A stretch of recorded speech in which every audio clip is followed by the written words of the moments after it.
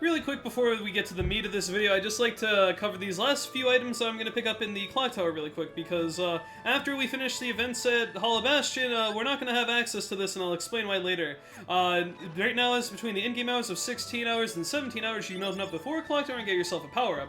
I'm just covering these last few things, so I have, I don't have to put up with them later. But yes, I did literally sit around all this time, waiting hours on end just so I could show you these, so I've, kind of needed those last 2 days to actually just have this time to do this. So right now, of course, we are between the in-game hours of 17 hours and 18 hours, revolves around again to open up the 5 o'clock door and get yourself an AP up like there. And of course, coming right up after that is our next little item, just right next to the save point, only a few doors down, between the hours of 18 hours and 19 hours. And if you open up this, you can open up the 6 o'clock door and get yourself a mithril, which will be very important for synthesis later on.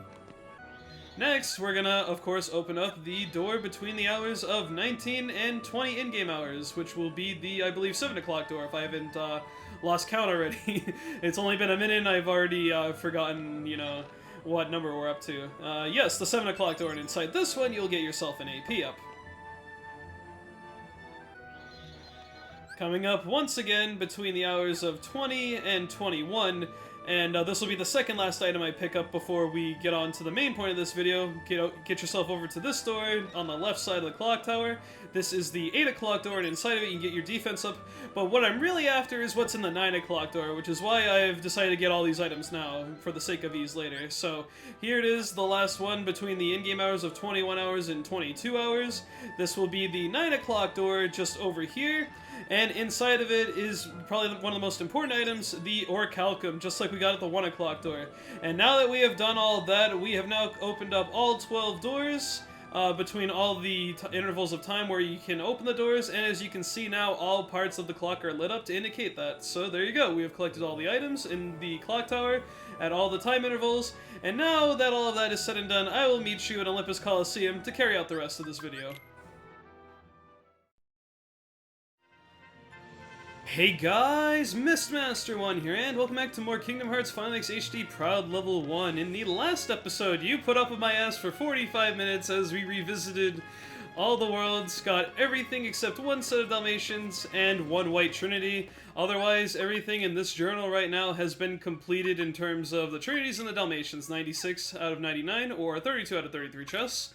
And all Trinities except that one White Trinity right there, which in fact isn't Traverse Town, but as a mild spoiler, we're gonna have to head to the Secret Waterway anyway at some point, so I'm just gonna save that for later. But anyway, I also just picked up all the clock tower items, and it's very important that you do so at this point before you finish the events of Hollow Bastion 1, otherwise something is gonna happen in that type of area for this game, and it's going to be really irritating to actually get back there until you're really well prepared for stuff. But anyway, I've wasted a minute of your time at this point, actually 3 minutes if you count the little beginning thing there. I'm gonna get on with what I'm gonna do in this episode, and that is, of course, take on the solo cups of Olympus Coliseum, the Phil Cup, Pegasus Cup, and Hercules Cup all in one video. Now, before we actually get started, one thing to quickly note, make sure you have yourself 3 ethers. I mean, if you really want to, go out of your way. I have 2,000 money. I might make a stop between this video and the next video, but stock up on a lot of ethers, particularly for Sora, but also try to hold on to as many Mega Ethers as you can throughout the game, and if not, that's fine, you can just give your party members regular ethers for something we'll be doing in the next episode. But I'm getting ahead of myself. We are just going to take on the solo cups right now, and we're actually going to really put our new Keyblade to work, the Lady Luck Keyblade that we got in the Wonderland revisit. So let's get started. Enter alone, just Sora.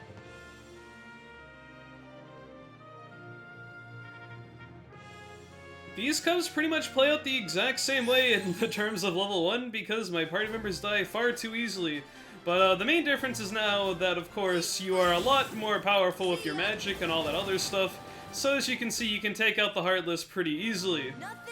That is, of course, for the Phil Cup. The Heartless in the Pegasus Cup won't be much more difficult than what we're going to fight here, but the Hercules Cup, that's it. The Heartless and that, in general, are going to be a bit tricky, especially with the Cloud fight that we're going to have to deal with, and the Hercules fight.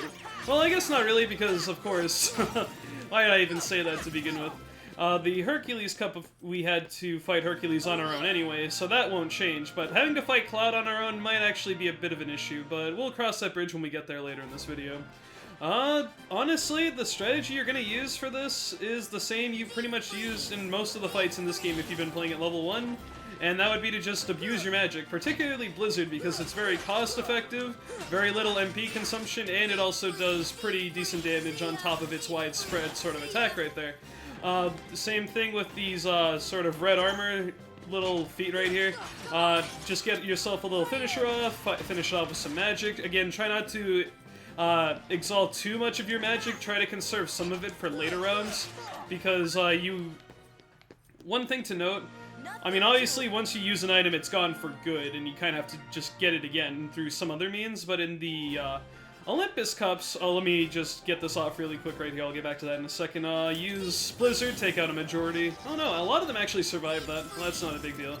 Again, well, I don't really need to be telling you this, but of course don't use the same type of magic, like fire on a red nocturne, thunder on a yellow opera. I just don't really have much to say, because we've already done this cup already. It's a lot easier by this point in the game, because we have 8 MP.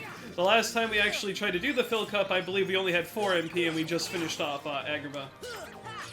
Great, I sidetracked myself so much that I forgot what I was talking about. Oh yeah, items. In Olympus Coliseum, when you use items in these little cups here, if you actually die and run out of health, because I haven't shown even that off in a regular instance yet, but if you die in the main story normally, you're brought to the continue screen, and of course, everything resets, and because of that, you will get your items back, even if, let me throw an ether here just so I can get some of it back now. Even if you did use the items in battle, if you die, it'll reset the room right before you fought the enemy, and you get the items back. But if you use the item and you actually die in the cups themselves, you lose that item permanently. So, my personal recommendation for when you do stuff like this, I'm gonna break out and use Thunder for a change, because Blizzard won't really work well against the Blue Rhapsodies here. I should really be paying more attention and actually prioritizing my targets, towards the, the little red armor hands, get some fires off on them. They only take 2 fires when you have 8 MP, like so. Great. Now, I keep sidetracking myself. I mean, not that that's ever happened before, but yeah. Make a save before you actually do some of these cups, solo specifically, and even just in general, would not hurt. Just solely due to the fact that if you do die, you won't get like anything added towards the overall death counter for the game, because you actually do get statistics when you finish the game, if you play on Proud Mode. But just the fact that you'd lose those items permanently if you did die is really crappy, so yeah, don't do that. Right here, we're just going to take care of these large bodies, 2 fires. Our magic is so incredibly strong at this point, and the enemies are still the same difficulty from when we fought them the first time, that, you know, you kind of make really quick work of this. I mean, we're only about, well, and my recorder is at about 6 minutes, but I have to factor in the first 2 minutes of the video, so I'm only about 8 minutes in, and I'm almost done with the first cup, so we're making pretty good progress. But yeah, the reason that I'm doing this now is something in the game is going to happen soon, and all of the cups basically will become harder, to put it lightly. If you do not take care of the solo cups and the thing that comes after the solo cups, which I will discuss at the end of this video, just take my word for it, they'll get a lot harder, and it's better to take care of it now than to wait until it's obviously higher in difficulty. I don't even need to explain that, just do it now, and if you're curious as to what events exactly need to happen, well, that is kind of spoilers, but I guess the best way I can put it is before you complete the events of the first visit to Hollow Bastion. Yeah, so again, really simple. Conserve your MP. Try not to use all of your items if you can help it. It'd be great to save some items for all the other things. We're gonna have to do the solo cup of Pegasus and Hercules, and on top of that, we actually have to do the tournaments a 3rd time under a new type of handicap. But of course, I need to stop saying "but of course." You know, I've been saying way too many things over the course of this that have been kind of repetitive. Like, more on that later. But of course, I suppose all that other stuff. But I mean, that's just the first thing that comes to my head, and sometimes you can't really help that.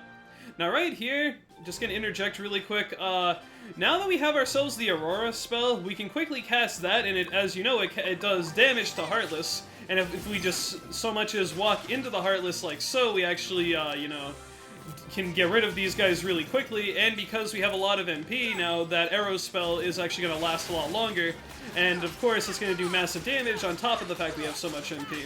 Which, in case I haven't explained it yet, the more MP you have, of course, the stronger your damage is, and we just finished the solo cup there, so that's pretty good. We only had to use one ether too. Arrow damage...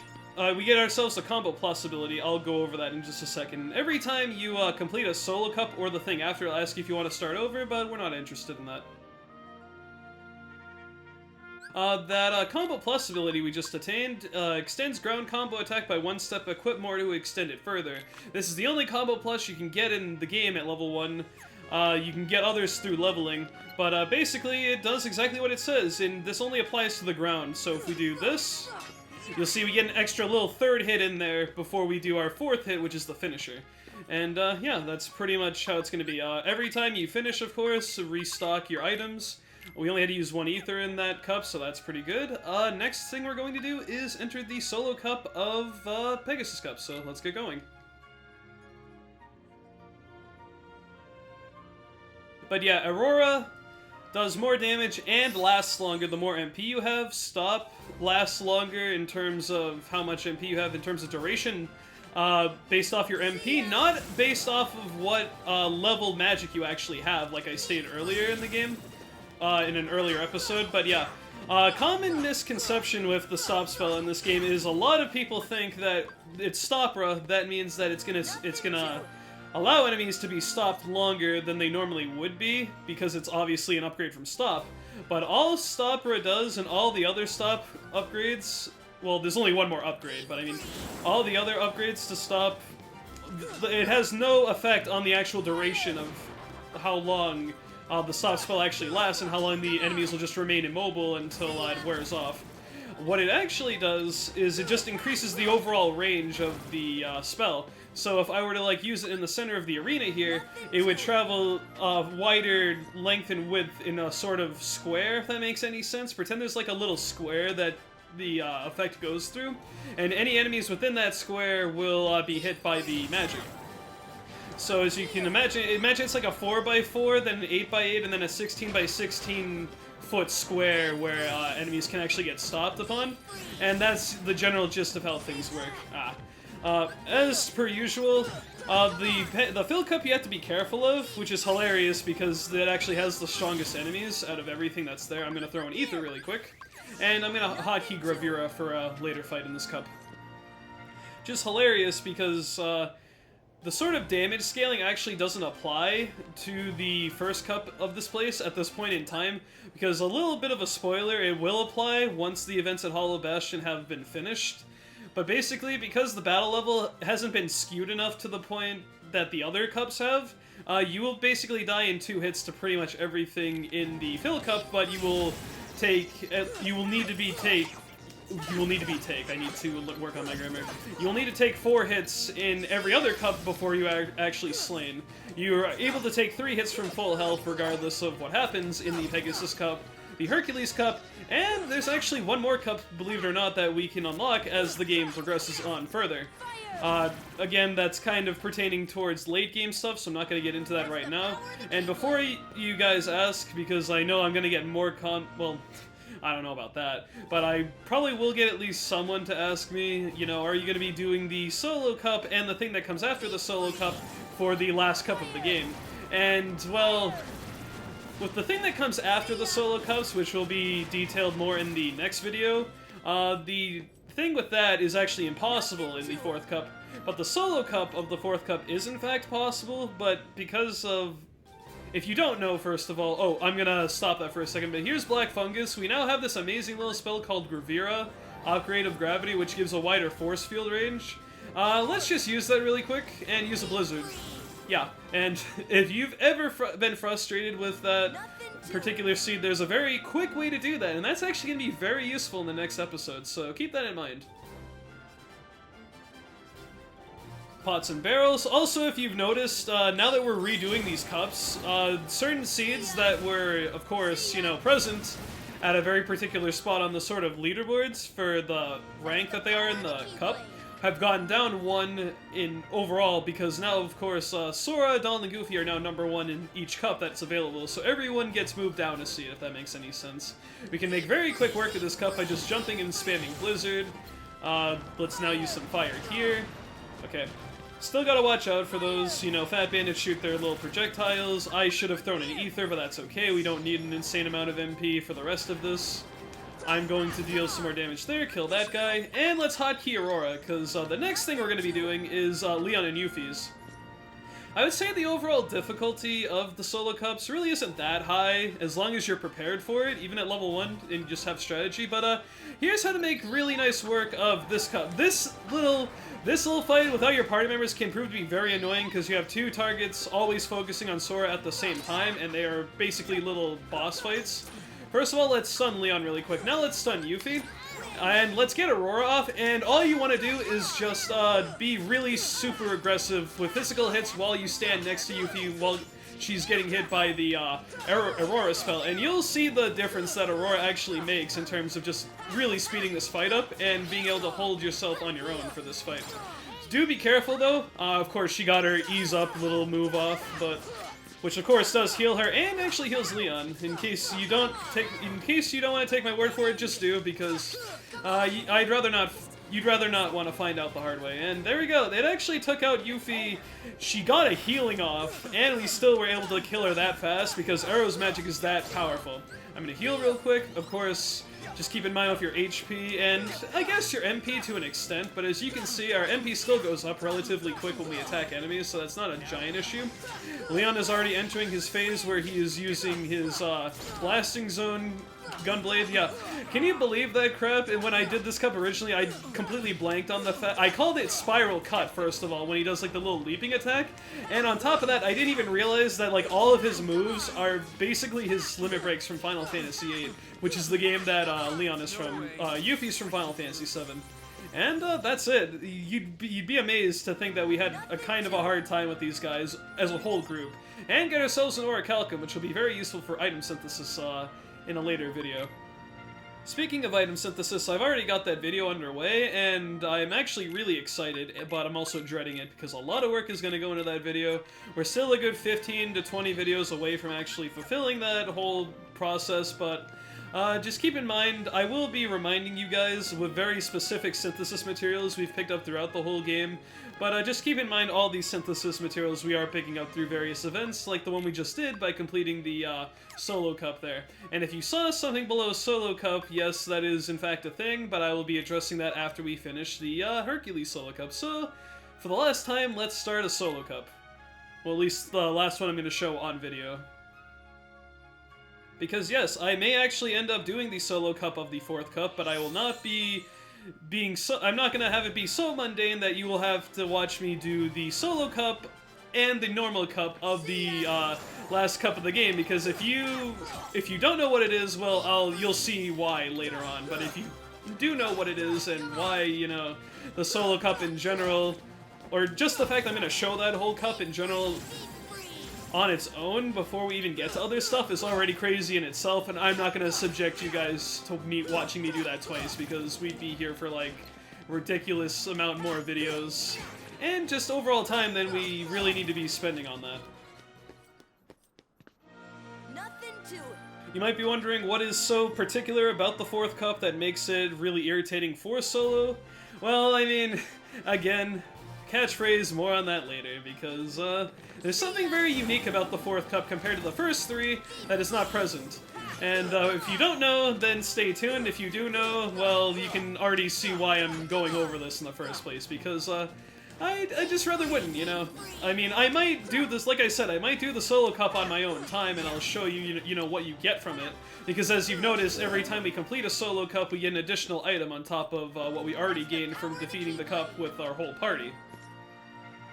If not, I will just make a note on what you can actually obtain from it, and to be 100% honest, especially if you're playing at level 1, you're really not missing out on much from the Solo Cup and the extra little thing that comes after the Solo Cup. These little pirate ships you can use 2 gravities on, and it will mostly deplete their HP, like, all the way. I already said that in the normal, what's it called, the normal Hercules Cup video, but just as a quick refresher. These little pirates, oh wow, they actually had a lot more damage dealt to them than I... Really? Did I inflict that much damage that fast? I'm not gonna complain. I also really like how the Keyblades in this game are very reminiscent of the actual theme that they're called, or even just the world that they're in. Like Lady Luck we found in Wonderland has the little card on the keychain there, and just like the overall sort of, not really ambience, because that's kind of weird to associate with an object, not much less than an area, but I mean just the fact that the Keyblades are so well themed, it's actually really nice touch. Also, I will address that in just a moment here, but if you've been paying attention, because, I mean, they've only been for a few seconds, let me heal really quick, and I'd like to get myself up to 6 MP for this next little thing coming up, so let's just jump to this guy for a little bit. I will be going over 100 hits with this guy outside of the Coliseum at a later point, but that's not important right now. What else was I saying just a minute ago? Oh well. I'll probably put a note on the screen on what I was talking. Oh no, that's it. You notice these little battle fanfare things he does? They're actually very reminiscent of Final Fantasy games that he's from. I will, like the next one that comes up, I'll give you an example so you can actually see, like, oh hey, yeah, that is actually that, like, sort of fanfare from that game. So yeah, here's Cloud. You can be really aggro like we did with Leon and Yuffie, although it's a bit more tricky because of course he's going to be Sonic Blading a lot, but you can get up in his grill like this. Let me just back off and heal. And you can still do some pretty reasonable damage.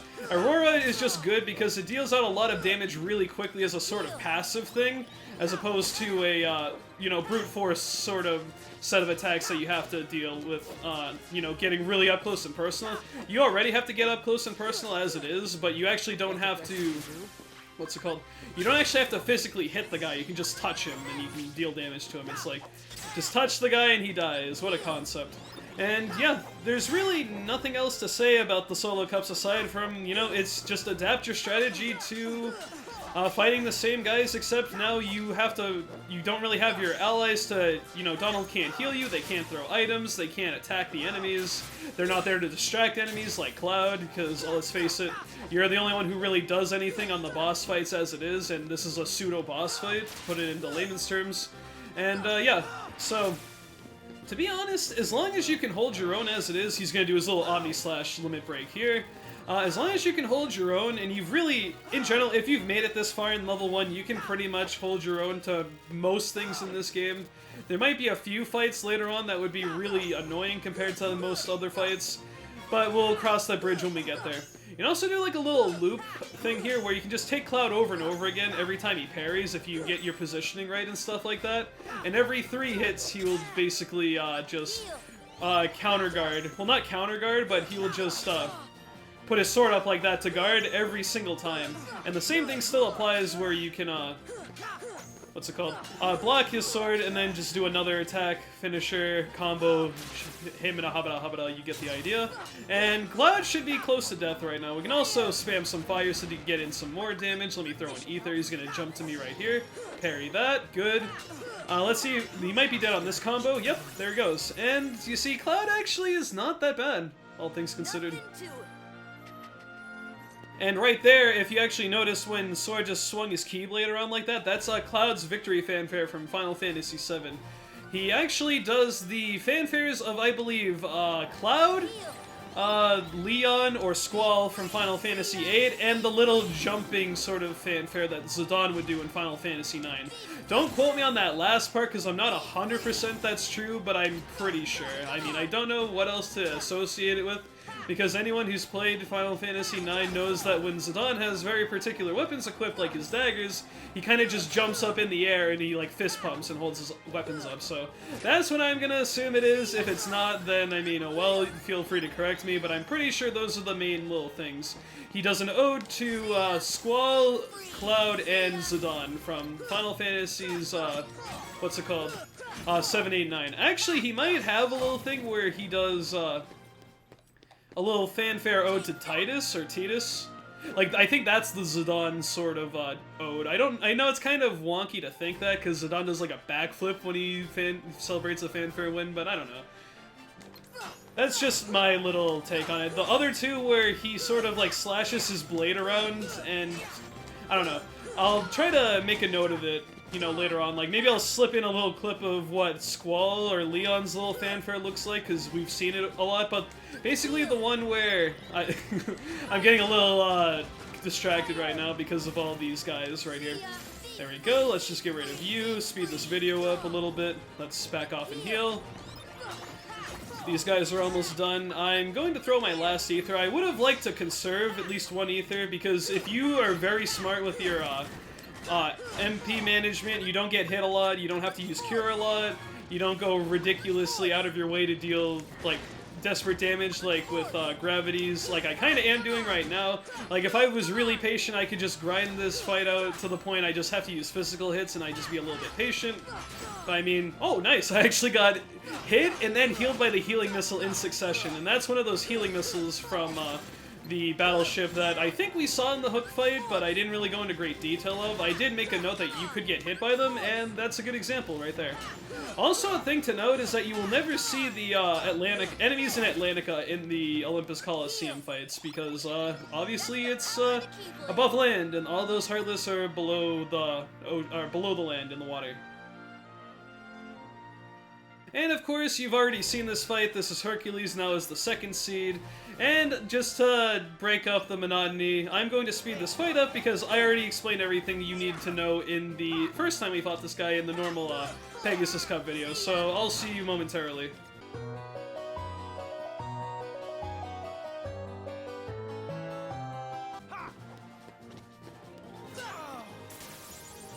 You know, I might actually just cut that fight out, because that kind of took a while, so if you just see a little cut, that's why I decided to cut the fight out. And we learned Critical Plus!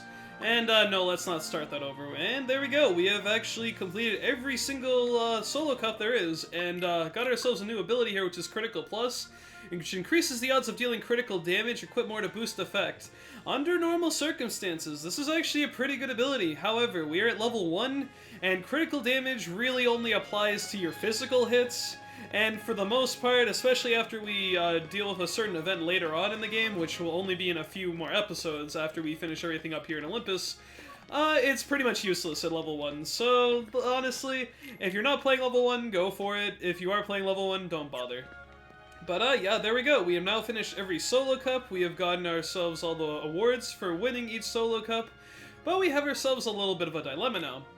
For beating all the solo cups, or just beating a solo cup of any cup, you get yourself a set time limit option on top of all that, which is basically a time trial version where you have to run through all 9 fights in each of these 3 little cups here in 3 minutes. That's right, 3 minutes you have to defeat every single seed, and that is including the stuff that we've had to deal with in like the Hercules Cup with Cloud and Hercules, and the Pegasus Cup with Leon and Yuffie, and you can already see why that would be such a big deal on top of the things we've already gone for. The good news is you do get your party for that, but having to defeat 9 fights within 3 minutes with, you know, only a few items to our name could be pretty challenging. But I'm up for a challenge next time on Kingdom Hearts Final Mix HD Proud Level 1. So guys, thank you for watching. I've been Mistmaster1, and in the next episode we will tackle the time trials of each of these cups, just like we tackle the solo cups in this video. So, thank you all again for watching, and I'll see you in the next episode.